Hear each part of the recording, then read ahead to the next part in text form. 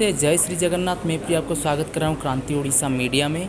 तो आज मेरे साथ हैं केब जी, जो अभी इंडिया को रिप्रेजेंट करने वाले Dubai man of the universe, जो फिलहाल ग्लोबल मॉडल इंडिया के फाइनलिस्ट हैं और वो विनर हैं ग्लोबल मॉडल इंडिया के फाइनल में।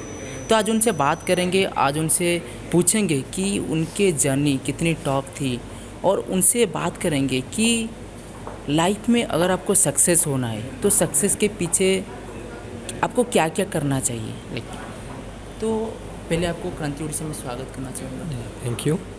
तो मेरे आपसे एक क्वेश्चन रहेगी कि आप इंडिया को रिप्रेजेंट कर रहे हैं दुबई में, ये कोई छोटी बात नहीं है। आप केवल आपकी गांव, शहर, स्टेट की नहीं बल्कि सारा भारत 130 करोड़ लोगों की आस्था और भरोसा, विश्वास है, क्योंकि आप इंडिया को दुबई में रिप्रेजेंट करने वाले हैं, जहाँ पर बहुत सारे कंट्री आएंगे, बहुत सारे कंट्री के रिप्रेजेंटेटिव भी आएंगे और उनके बीच में आप पार्टिसिपेट करेंगे, ठीक है।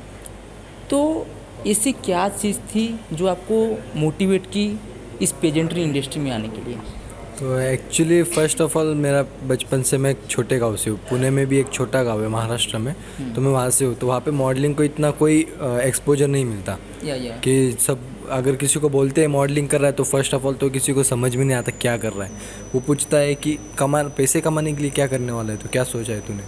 तो वो थिंकिंग से सबकी थिंकिंग को ओवरकम करके इतना ऊपर आना, ग्लोबल मॉडल इंडिया पे आना, और ये टाइटल जितना मैन ऑफ द यूनिवर्स का, और इंडिया को दुबई में रिप्रेजेंट करना बहुत बड़ी बात है मेरे लिए।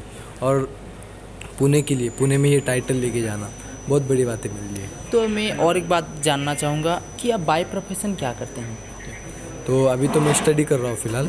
अच्छा, मुझे और भी एक बात पूछनी चाहिए कि आप स्टडी कर रहे हैं, अभी मॉडलिंग भी कर रहे हैं, कितना टॉप है? क्योंकि आप जब स्टडी करते हैं कोई चीज़ को फोकस लिए, क्योंकि मॉडलिंग भी इतनी मतलब आसान चीज़ नहीं है कि हम कर लें बस चल जाएं, ये नहीं होते। आपको मतलब आप कैसे चल रहे हैं, आपका बिहेवियर कैसा है, आपका एक्सप्रेशन कैसा है, सब कुछ जज किया जाता है। तो आपके लिए ये जो मतलब हम बोल सकते हैं कम्युनिकेशन स्किल हो, पर्सनालिटी डेवलपमेंट हो, तो ये कैसे डेवलप करेंगे अगर हम पेजेंट्री में आते हैं?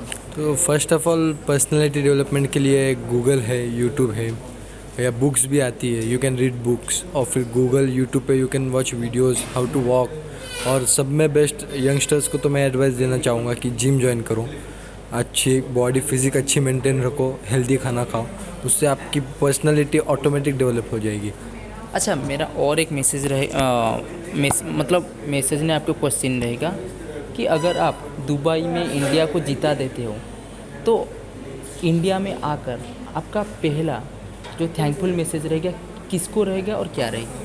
सब में पहला थैंकफुल मैसेज रहेगा तो आमिर सर को, ऑब्वियसली, क्योंकि उन्होंने मुझे इतना बड़ा स्टेज दिया, मेरे अंदर के जो टैलेंट है उसको पहचाना, मेरे को दुबई में रिप्रेजेंट करने के लिए इतने लोगों में से चुना।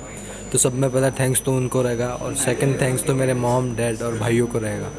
और फिर बाकी जो मेरे फ्रेंड्स हैं जो मेरे को सपोर्ट कर रहे हैं, जो मेरे लिए वोट कर रहे हैं, उन लोगों को मेरा थैंक्स रहेगा। अच्छा, मैं आपके बारे में और थोड़ा सा डिटेल में गया था, आप मतलब जाना कि अब जब ग्लोबल मॉडल इंडिया में आए उससे पहले 2 महीने पहले आपका बैक इंजरी हुआ था और कुछ इश्यूज़ थे आपके अंदर। तो आपका जो ग्लोबल मॉडल इंडिया तक आने का जो जर्नी बहुत टॉप था, तो उसके बारे में थोड़ा सा बताएंगे कि क्या क्या हुआ था? तो एक्चुअली मुझे जैसे पता चला था कि ग्लोबल मॉडल इंडिया में मैं रिप्रेजेंट कर रहा हूँ मेरे शहर को, पुणे सिटी को, और उसके लिए मैं टाइटल्स के लिए लड़ने वाला हूँ डिफरेंट कंटेस्टेंट से। तो सब में पहले मेरे दिमाग में बात आया था कि पर्सनैलिटी डेवलपमेंट करना बहुत ज़रूरी है। तो उसी के लिए मैं हार्ड वर्क करना स्टार्ट किया, जिम एंड ऑल। तो पढ़ाई से थोड़ा ध्यान हटा दिया, पर जिम में इतना मेरा टाइम जाने लगा, और फिर मैं डेड लिफ्ट कर रहा था। तो डेड लिफ्ट करते वक्त मेरा थोड़ा बैक में इंजरी आ गया, जिसकी वजह से बिल्कुल शो के लिए बस 2 महीने बचे और मेरे को बैक इंजरी थी। और डॉक्टर के पास जब गया मैं, तो डॉक्टर बोला कि 2 महीने तक आपको बेड रेस्ट करना पड़ेगा, 2 महीने तक आप कहीं नहीं जा सकते। तो उसके लिए 1 महीने में सब पूरा रिकवर करके, मेरी पढ़ाई पे ध्यान देके, मेरा एग्ज़ाम क्लियर करके, जिम के लिए टाइम देके, मैंने ये सब रिकवर करके आज मैं यहाँ पे और ये टाइटल जीता हूँ। अच्छा, मैं अगर बात करूँ तो आपके अच्छे फिजिक हैं, सब कुछ हैं, तो अगर कोई बंदा मॉडलिंग में आना चाहते हैं और उसके अच्छे फिजिक भी हैं, तो उनके लिए आपका मैसेज क्या रहेगा? कैसे एक प्रोमिनेंट मॉडल बने, कैसे मॉडल इंडस्ट्री में घुसे, क्या क्या करें? क्योंकि आप अभी इंडिया को रिप्रेजेंट करने वाले हैं, तो जो अभी न्यूबॉर्न मॉडलर्स हैं उनके लिए आपका मैसेज क्या रहेगा? सब में पहले तो मैसेज रहेगा पर्सनालिटी डेवलपमेंट।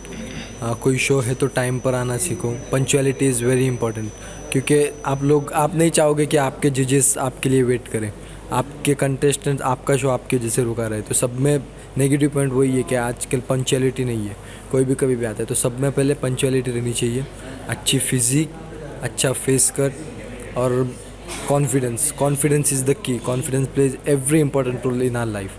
कॉन्फिडेंस है तो आप कुछ भी कर सकते हो। जैसे कि मुझे देखो, अगर मैं कर रहा हूँ तो आप क्यों नहीं कर रहे हो। जी जी बिल्कुल।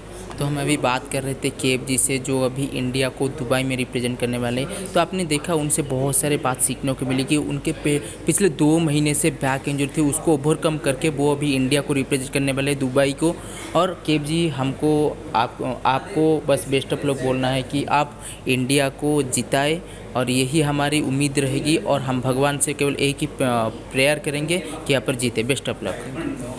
तो फिर मुलाकात होगी अगले एपिसोड में, तब तक के लिए रहते हैं। जय श्री जगन्नाथ।